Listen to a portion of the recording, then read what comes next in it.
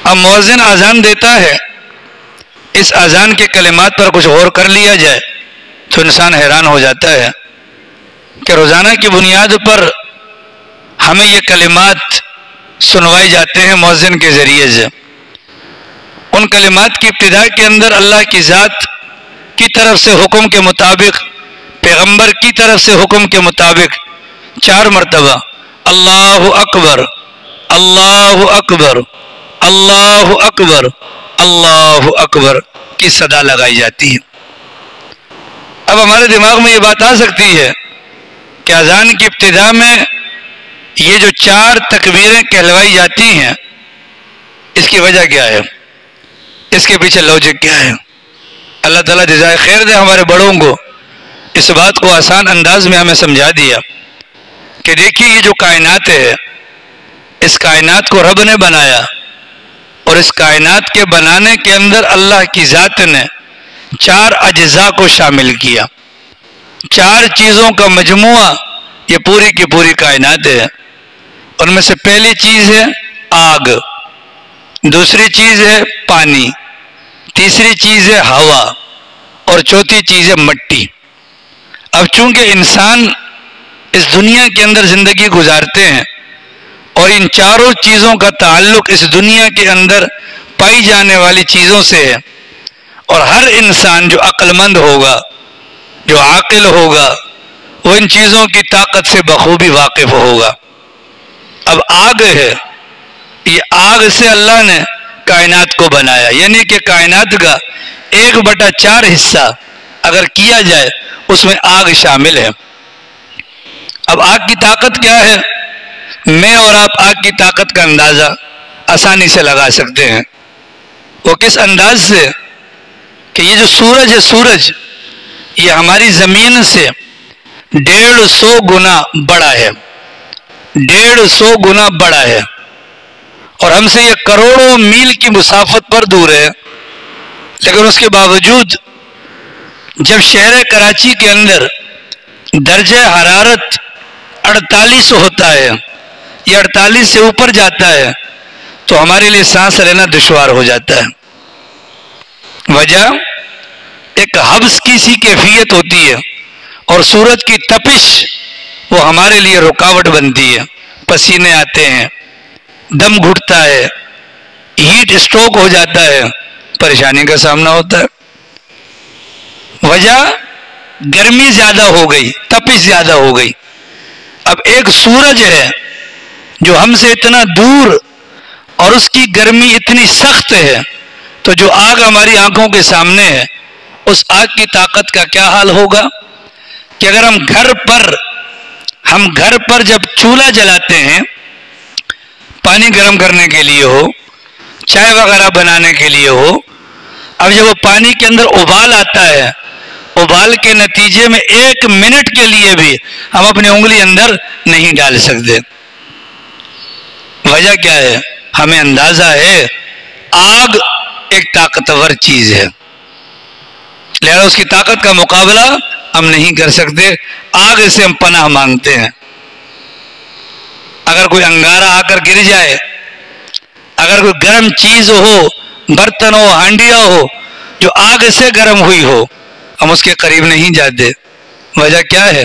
ہمیں اندازہ ہے کہ ہاتھ لگے گا تو ہاتھ جلے گا، کپڑے کو لگے گی تو کپڑے کو جلائے گا، بدن کو لگے گی تو بدن کو جلا دے گی۔ یہ آگ کی طاقت ہے۔ دوسری چیز جس کو اللہ تعالیٰ نے کائنات کا جز بنایا ہے وہ ہے پانی۔ پانی کی طاقت بھی ہمارے سامنے ہے کہ آگ کتنی بڑی طاقتور مخلوق ہے اللہ کی، لیکن اس کے باوجود پانی کو اللہ نے اتنی طاقت دی ہے کہ آگ کے شعلے بھلے آسمان تک کیوں نہ پہنچ جائیں، یہ پانی کی طاقت ہے کہ پانی اس آگ کی طاقت کو ختم کر کے اس کو ملیا میٹ کر دیتی ہے۔ یہ آگ کی طاقت ختم کرنے کے لیے پانی کی طاقت ہے۔ اور اگر عام فہم انداز میں اگر پانی کی طاقت کو جانچنا چاہیں تو آپ دیکھ لیں، سمندر کے اندر اللہ رب العالمین کا نظام دیکھیں کہ چاند کی جب 14 تاریخ ہوتی ہے تو سمندر کی سطح بلند ہوتی ہے. اس تاریخ میں آنے والے جہاز جو بڑے بڑے ہوتے ہیں وہ سمندر کی لہروں کا مقابلہ نہیں کر سکتے. سمندر کی لہروں کا مقابلہ نہیں کر سکتے. اس موقع پر وہ لہریں ان جہازوں سے بھی بلند ہوتی ہیں، اور جہاز کو بچنے کے لیے ایک ہی طریقہ ہوتا ہے کہ وہ سیدھا رک جائے. اگر اس موقع پر وہ جہاز ان سمندری لہروں کے ساتھ اگر لڑنے کی پوزیشن میں آئے گا، لہریں جیت جائیں گی اور یہ جہاز ڈوب جائے گا. کہ پانی کو اللہ نے اتنی طاقت دی، اتنی طاقت دی اللہ نے پانی کو. اور کئی مواقع پر ایسا ہوتا ہے کہ بڑے بڑے جہاز پانی اپنے اندر ڈبو دیتا ہے. ٹائٹینک کا جہاز انسانوں نے بنایا اور دعویٰ کیا یہ کبھی بھی نہیں ڈوبے گا، لیکن اللہ کی ذات تو اللہ کی ذات ہے. اللہ کی ذات نے ٹائٹینک کے جہاز کو ڈبوا کر بھی دکھایا اور دو ٹکڑے کر کے بھی دکھلایا. اللہ نے دنیا والوں کو بتلایا کہ پانی کی طاقت ہے، اور یہی طاقت اللہ نے کائنات کو بنانے کے اندر دوسرے جز کے طور پر استعمال فرمائی ہے. تو پہلی چیز جو کائنات کے اجزاء میں شامل ہے وہ آگ ہے، اور دوسری چیز پانی ہے. تیسری چیز ہوا، نظر نہیں آتی لیکن چلتی ہے تو محسوس ہوتی ہے. اس ہوا کو بھی اللہ نے بڑی طاقت دی ہے. اللہ تعالیٰ نے قرآن کریم کے اندر قوم عاد کا تذکرہ کیا. عجیب و غریب قوم اللہ نے بنائی تھی. خود اللہ فرماتے ہیں لم یخلق مثلها فی البلاد، ان جیسی مخلوق شہروں میں پیدا ہی نہیں کی گئی. طاقت کا اندازہ لگائیں. وَتَنْحِتُونَ مِنَ الْجِبَالِ بُيُوتًا، ہماری طرح آپ کی طرح رہنے کے لیے زمین کے اوپر گھر نہیں بناتے تھے، بلکہ رہنے کے لیے پہاڑوں کو تراشتے اور وہاں پر اپنے لیے رہائش کا انتظام کرتے. اللہ نے قد دیے 60 فٹ لمبے، اللہ نے سینہ دیا، چھاتی دی، وہ 30 فٹ چوڑی چھاتی دی. نافرمان ہو گئے، اللہ نے ہوا چلا دی. عجیب و غریب ہوا چلائی اللہ نے. ایمان والوں کے لیے وہ ہوا خوشگوار اور مزے کی، اور کافروں کے لیے وہ ہوا تھیپڑے. قد بھی ان کے لمبے لمبے تھے.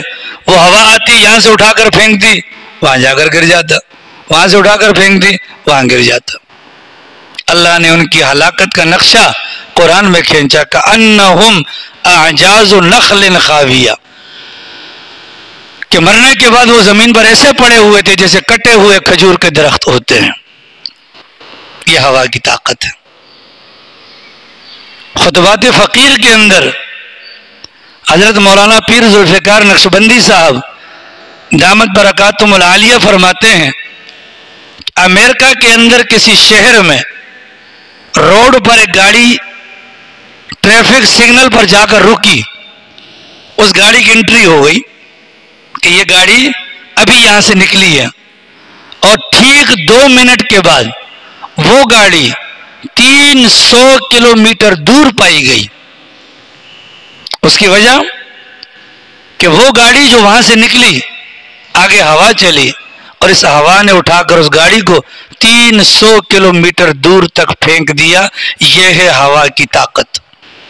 بظاہر ہمیں نظر نہیں آتی.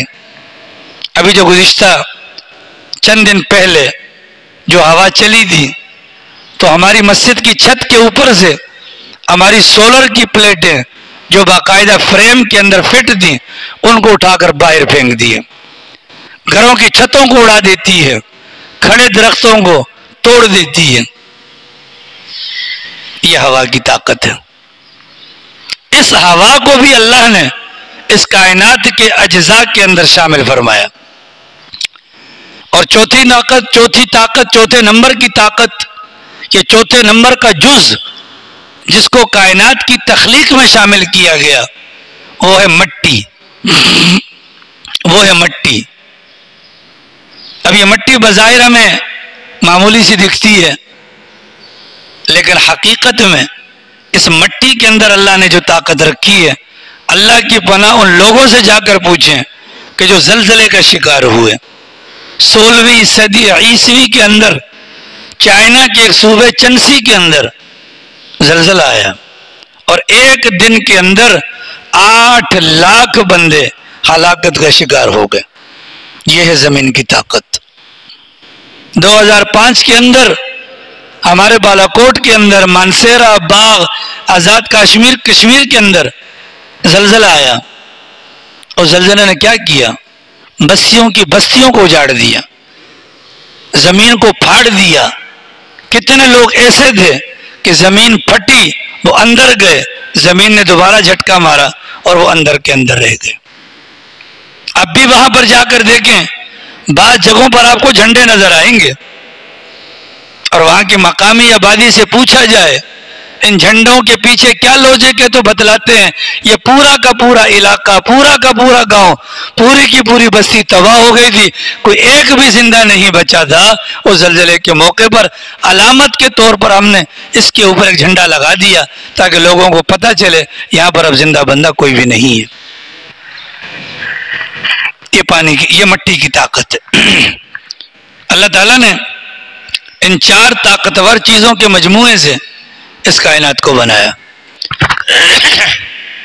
اب جب مؤذن کہتا ہے اللہ اکبر، سننے والے سامعین جتنے بھی ہوتے ہیں ان کے دماغ کے اندر سب سے بڑی طاقتور چیز اس کائنات کے اجزاء میں شامل آگ ہے، اس کا خاکہ آنا چاہیے.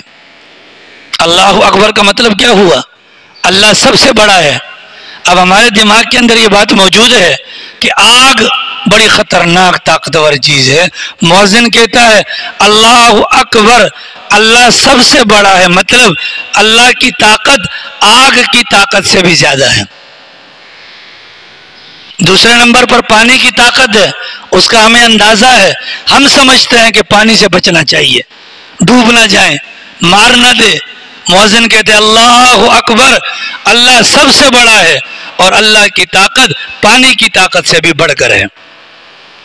ہمارے ذہن میں آتا ہے کہ ہوا بڑی طاقتور ہے، تو مؤذن کہتے ہیں اللہ اکبر، اللہ سب سے بڑا ہے، اللہ کی طاقت ہوا کی طاقت سے بھی بڑھ کر ہے. اور پھر ہمارے دماغ میں زلزلے آتے ہیں تو زمین کی طاقت کا اندازہ ہوتا ہے.